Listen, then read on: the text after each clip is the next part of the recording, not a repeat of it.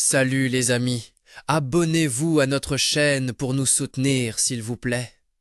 Le soleil était bas à l'horizon, une boule rougeoyante qui projetait de longues ombres sur la prairie. C'était l'une de ces journées de fin d'été où l'air est encore chaud, mais où l'on sent déjà un souffle d'automne. J'étais en balade avec Finn, mon border collie, un tourbillon d'énergie et d'amour inconditionnel. Il courait, sautait, rapportait des bâtons avec un dévouement qui me faisait sourire à chaque fois. Finn était plus qu'un simple chien. C'était mon meilleur ami, mon confident, mon roc, surtout à une époque où ma vie me semblait être à la croisée des chemins. La grande ville, la carrière, les relations superficielles, tout semblait soudain si dénué de sens.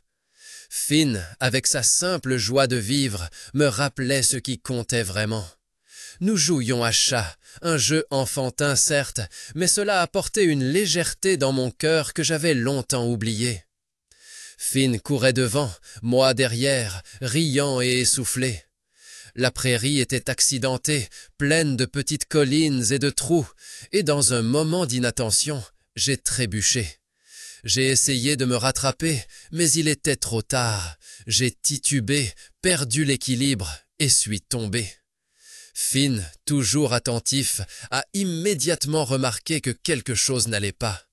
Il s'est arrêté, s'est retourné et a couru vers moi, gémissant et inquiet. Arrivé à ma hauteur, il m'a donné un coup de museau humide, comme pour me demander si tout allait bien. J'ai ri, un peu étourdi, et j'ai essayé de me redresser. « Tout va bien, Finn » ai-je dit, mais ma voix sonnait un peu incertaine. Juste un petit faux pas. J'étais toujours allongé dans l'herbe, le soleil m'éblouissait un peu. Finn s'est blotti contre moi, m'a léché la main et a posé sa tête sur mes genoux. Sa proximité m'a fait du bien, sa chaleur m'a apaisé. Je lui ai caressé la douce fourrure derrière les oreilles et j'ai senti ma tension se relâcher. Soudain, j'ai entendu des pas. J'ai levé les yeux et j'ai vu un homme. Il avait à peu près mon âge, peut-être un peu plus, avec des cheveux foncés qui lui tombaient sur le front et des yeux bruns et amicaux. Il portait un jean et une simple chemise bleue.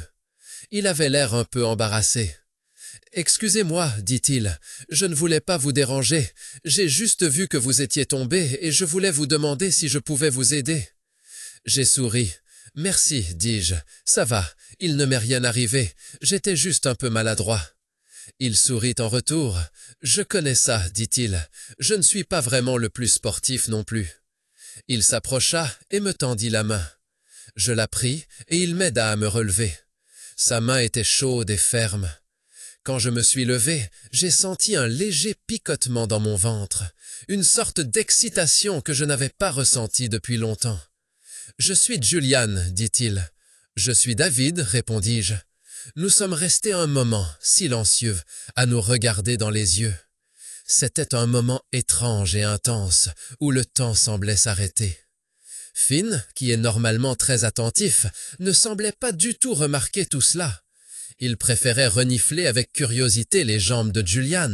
« Et ça, c'est… » demanda Julian en désignant Finn. « C'est Finn, dis-je, mon meilleur ami. » Julian rit. « Un joli garçon, dit-il, en grattant Finn derrière les oreilles. » Finn sembla apprécier et remua la queue avec excitation. Nous avons commencé à parler de la météo, de Finn, de la beauté de la nature. C'était une conversation légère et décontractée, mais elle semblait néanmoins profonde. J'ai appris que Julian habitait dans les environs et travaillait comme graphiste indépendant. Il a parlé de ses passions, de ses rêves, de ses peurs. J'ai écouté attentivement et j'ai senti une connexion se créer entre nous, un lien invisible qui nous unissait. Le soleil se couchait de plus en plus bas, le ciel se colorait de couleurs vives. Il faisait plus frais et j'ai senti que j'avais légèrement froid. « Devrions-nous nous asseoir quelque part ?» demanda Julian. « Il commence à faire froid. » J'ai acquiescé. « Bonne idée, dis-je. » Nous allâmes nous asseoir sur un banc qui se trouvait au bord de la prairie. Finn se coucha à nos pieds et somnola. Nous continuâmes à parler pendant des heures, jusqu'à ce que le soleil ait complètement disparu et que les étoiles scintillaient dans le ciel. À un moment donné, je racontais à Julian mes doutes, mon incertitude, le sentiment d'être bloqué dans la vie. Je lui parlais de ma relation ratée, de la déception que je ressentais, de la peur de ne jamais trouver l'amour auquel j'aspirais. Julian écouta attentivement, sans m'interrompre. Quand j'eus fini, il prit ma main. « Je comprends, dit-il. J'ai aussi traversé des moments difficiles. Mais je crois qu'il y a quelqu'un pour chacun. Il suffit d'être ouvert à cela. » Ces mots m'ont fait du bien, ils m'ont donné de l'espoir. Je l'ai regardé et j'ai senti mon cœur battre plus vite. Je savais qu'à cet instant, quelque chose de spécial se produisait, que j'avais trouvé quelqu'un qui me comprenait, qui m'acceptait tel que j'étais. Nous sommes restés assis là, longtemps, main dans la main, silencieux, mais connectés. Puis, il s'est penché et m'a embrassé. C'était un baiser tendre, prudent, mais il ressemblait à une promesse, à un nouveau départ. À cet instant, dans les bras de Julian, avec Finn à nos pieds, je savais que je n'étais plus seul. J'avais trouvé quelque chose que je cherchais depuis si longtemps. L'amour, l'acceptation, l'appartenance. J'avais aussi réalisé que ce sont parfois les moments les plus inattendus qui peuvent changer notre vie. Qu'une simple chute dans l'herbe peut mener à quelque chose de merveilleux.